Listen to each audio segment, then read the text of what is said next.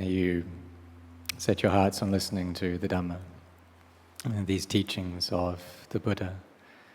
And may you sit in meditation, practicing while listening to this Dhamma. So Dhamma is nature, and nature is here within our bodies and minds. So like we've practiced here for the last 6 days now, we've brought our bodies here, we're practicing the Dhamma. And Dhamma, it's this Namma Dhamma, it's immaterial, and it's something which is subtle. So we need to use our minds, which are subtle, to be able to know that.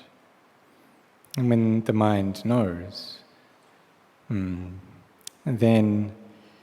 in order for it to know, it needs to have these two qualities of sati, mindfulness, recollection, sampajanya, this clear awareness. So when we listen to the Dhamma, we should establish our minds in this present moment. So we know the in-breath, we know the out-breath, or we're reciting Buddha. Because if we do that, then while listening to these teachings, sometimes peace, brightness can arise. In the time of the Buddha, there were bhikkhus, bhikkhunis, laymen, laywomen who listened to the Dhamma. And sometimes just the first teaching they listened to, they realized stream entry, sotapanna, or for some, arahantship. And that was due to the peace that they had in their minds. That while they were listening, their minds weren't off thinking about the past or the future, but they were firmly here in the present moment. And so they were able to know all the things which entered into their minds at that time. So therefore, when we practice, then we should have these qualities of mindfulness and clear awareness within our minds constantly. And when we do that, then we're able to gain an understanding into the principles of the Dhamma. And some people who do this, they practiced already, and this joy arises, and understanding comes up, and they feel profoundly affected by this practice and these teachings. And really all we need to do is just to make our mindfulness and clear awareness even, to be bringing up effort constantly, from the time we wake up until right now, to be having mindfulness, this clear awareness over that time. And these are the qualities which bring great benefit, right from the beginning of the path until Nibbana. These qualities of mindfulness and clear awareness. Venerable Ajahn Chah, he'd said that whenever we are mindful, then right at that time we are listening to the Dhamma, the teachings of the Buddha. And when we have this mindfulness and clear awareness, when form contacts the eye, or when there's sound which comes in through the ear, the odors through the nose, taste with the tongue, these tactile sensations with the body, or an object appears within the mind, then due to that mindfulness, we won't allow the mind to go off into liking or disliking towards that. And this is a practice which is never wrong, it's only correct. And so we just need to do that, need to have this mindfulness, this clear awareness when our eye sees a form. And so when it does, we can ask ourselves, are our minds proliferating about this? Are they thinking about the past, thinking about the future? Are they liking or disliking this, giving rise to happiness or sadness over this? And so Ajahn Chah said that we should teach our minds whenever our minds meet with an object. Whenever we feel this happiness, elatedness, sadness, whatever it is, that we should be teaching our minds that this is something which is not sure, this doesn't last. This is something which comes and then goes. Well, Ajahn Buddhadasa said that it's just that. It's merely this. It's just arising and ceasing. It's just the nature of paticca-samuppada, this dependent origination, this nature to arise, stay for a bit, and then cease. The thing is, our minds need to know that for what it is while it's happening. And for that, we need to train in mindfulness, to keep the mind in the present moment, until it becomes automatic. Because when the defilements arise, they arise automatically. And if our mindfulness isn't automatic, then we won't be able to see them for what they are. And that when our minds like something, then we become delighted. They dislike something, then we become upset. And we just go between these two feelings back and forth, back and forth. So therefore we need to understand this truth of arising and ceasing. And when our mindfulness and our clear awareness is firm, collected, then we'll be able to see this nature, which means that the mind is gathered together. And when the mind is gathered together like this, then there's both this peace within the mind and also vipassana, and this insight. And gain an understanding into the objects of the mind, and letting go will appear. So when we know in line with truth, then we know these principles of the Buddha's teachings. So we need to be following those principles. And so like right view, for all of the aspects of the Noble Eightfold Path, we shouldn't have doubts about this. Is this right? Is this wrong? But we just follow those principles. And these principles of all of the aspects of this Eightfold Path, sila, samadhi, and panya, as virtue, collectedness, and wisdom. And when we do that, then we will know and see the Dhamma. But this knowing and seeing, it depends upon causes. If our causes are good, then the results will be good. If we put in incredible effort, then what we experience will be incredible. But we need to practice. And so perhaps for us, in the practice that we've done so far, maybe sometimes we feel peaceful, sometimes we don't. And perhaps we feel all different kinds of things within our hearts. But whatever it is, we tell ourselves that this is not sure. This is always changing. We need to be teaching ourselves like this.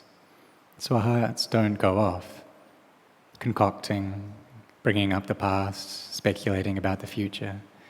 But we have ourselves established in this present moment. We have this quality of mindfulness here in the present moment. So for us to be able to know and understand, to relieve all our doubts, that happens in this present moment.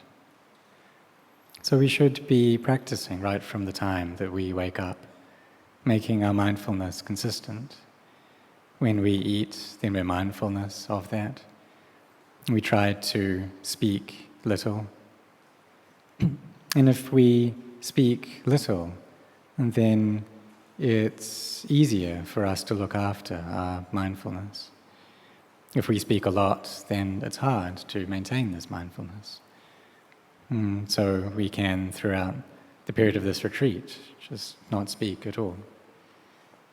And so when eating, when drinking, when walking meditation, when sitting in meditation, we should try to look after our mindfulness and make this consistent. This is something that Ajahn Chah said that we should do, to try to make this mindfulness consistent. And he said that if we do that, then we don't need to worry about samadhi. The samadhi will just arise. And samadhi, it's the peace of the mind. When our mindfulness is firm, then this peace of samadhi comes up. But it also depends upon a foundation of sila, of our virtue. And when we keep our precepts well, and then we've let go of the more coarse kinds of bad karma, and then we come to create samadhi, knowing the breath, or reciting Buddha.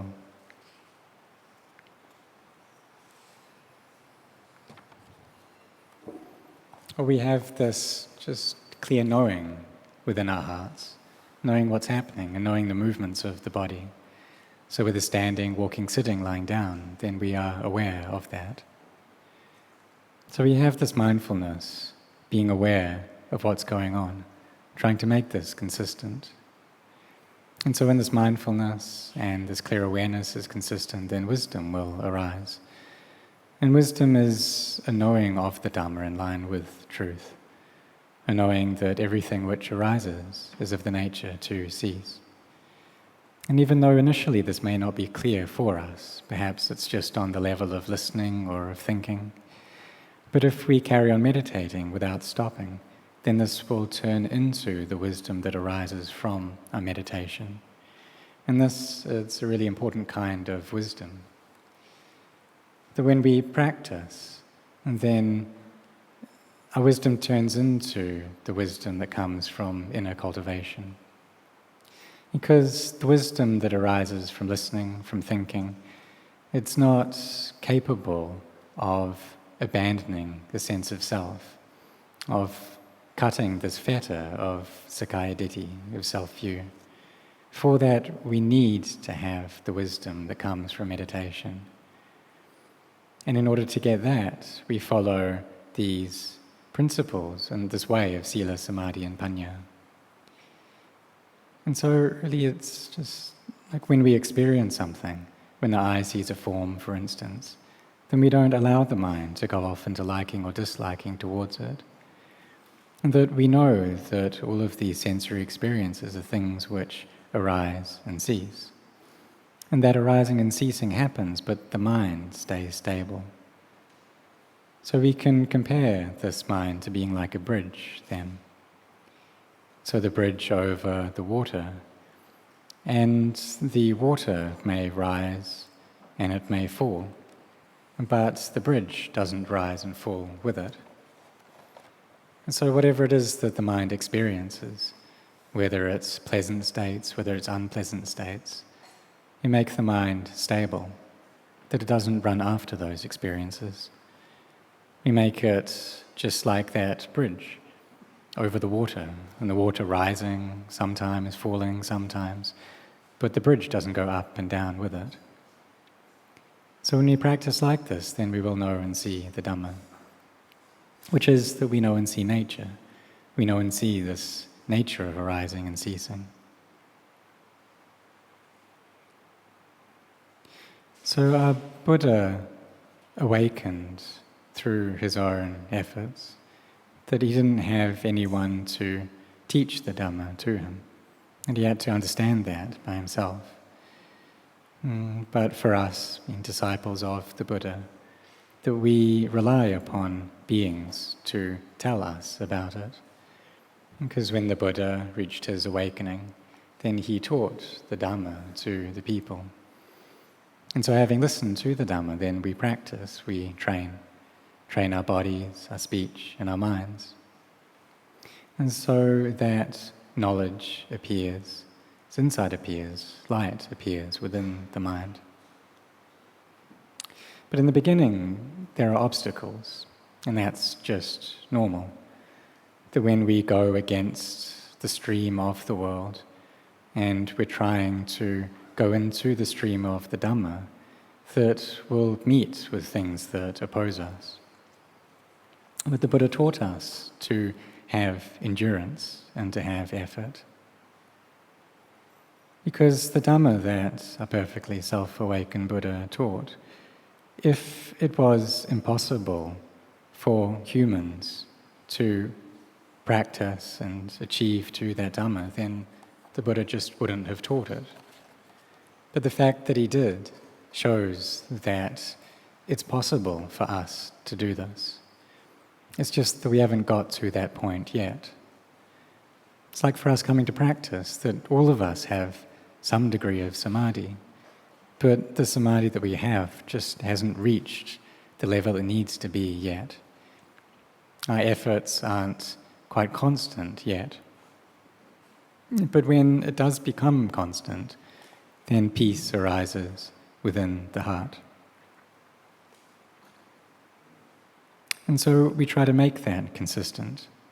So right from the time that we wake up, we establish our mindfulness well.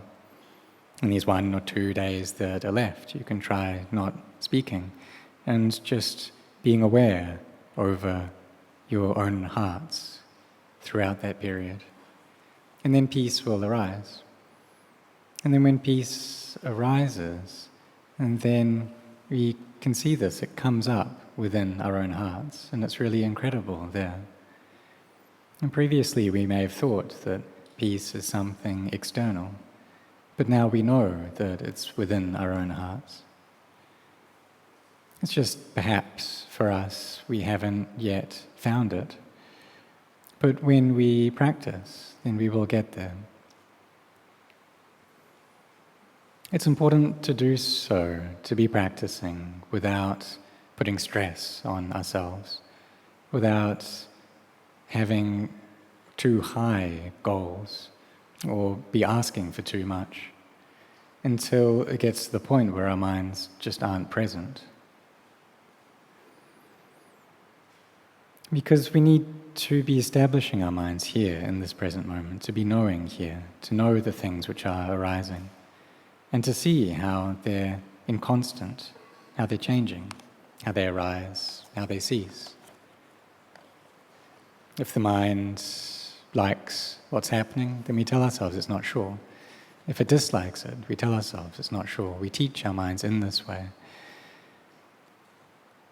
And so we see all the various things that we experience. These arise, they stay for a while, and then they cease.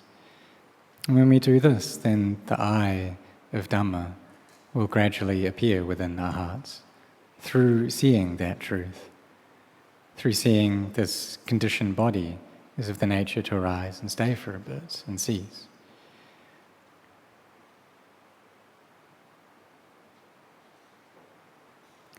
So for us, that we still have our breath, we still have our life, means that we're very fortunate. We've been born as a human, we've met with the teachings of the Buddha. And even though we weren't born in time to meet the Buddha, we have met with his teachings.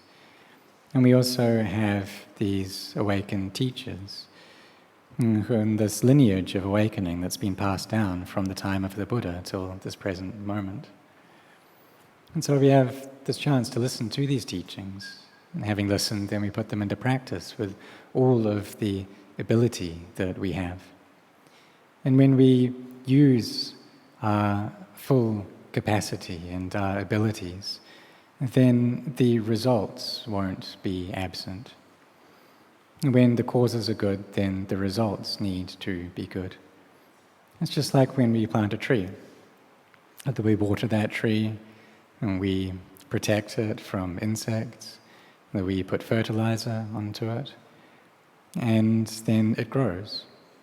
But if we plant a tree and we don't look after it, we don't water it, and then it may well die. And so the mind is like this. When we practice the Dhamma, we need to forbear. We need to maintain our efforts. Because this life of ours is steadily fading away. This body of ours has arisen, and it will have to cease.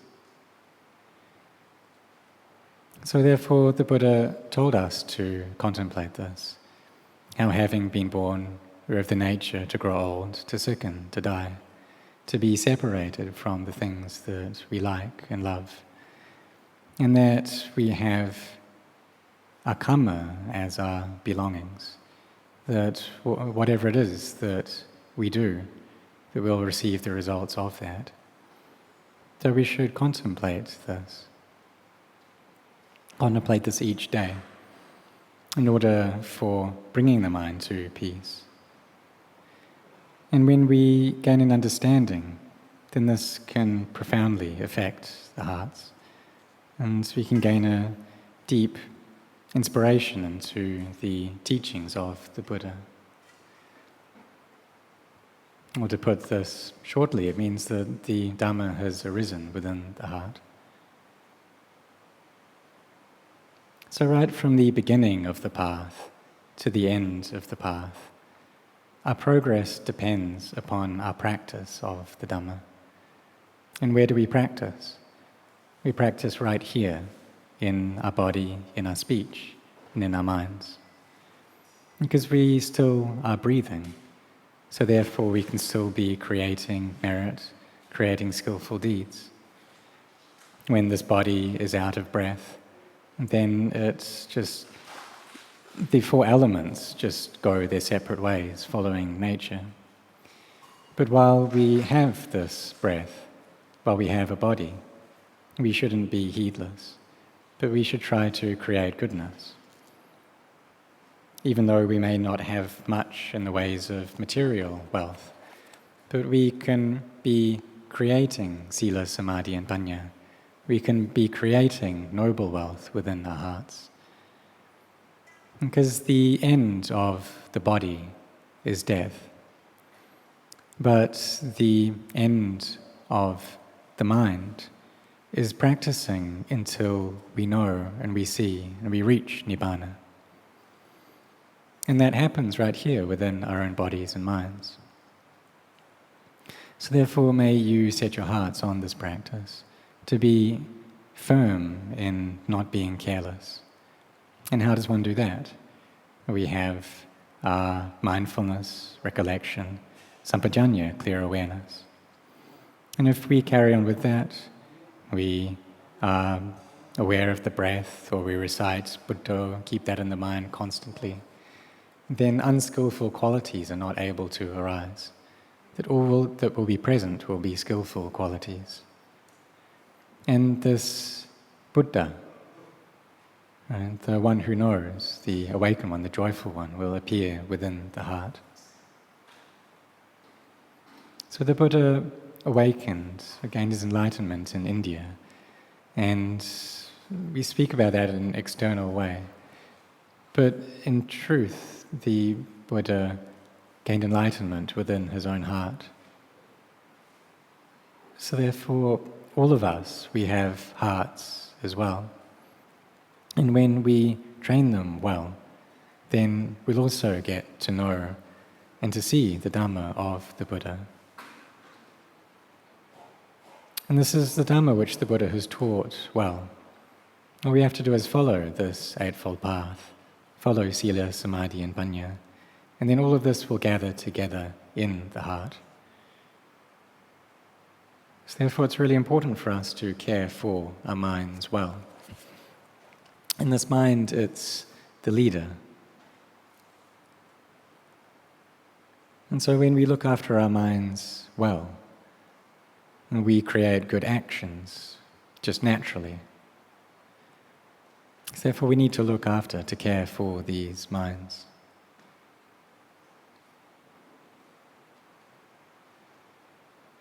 And this is something which is really important, to be caring for the mind.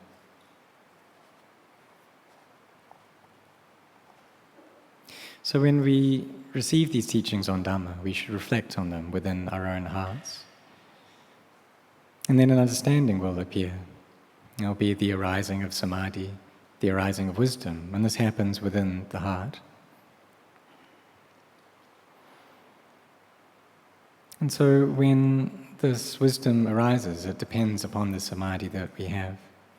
And then when that comes up, then we use it to contemplate the body.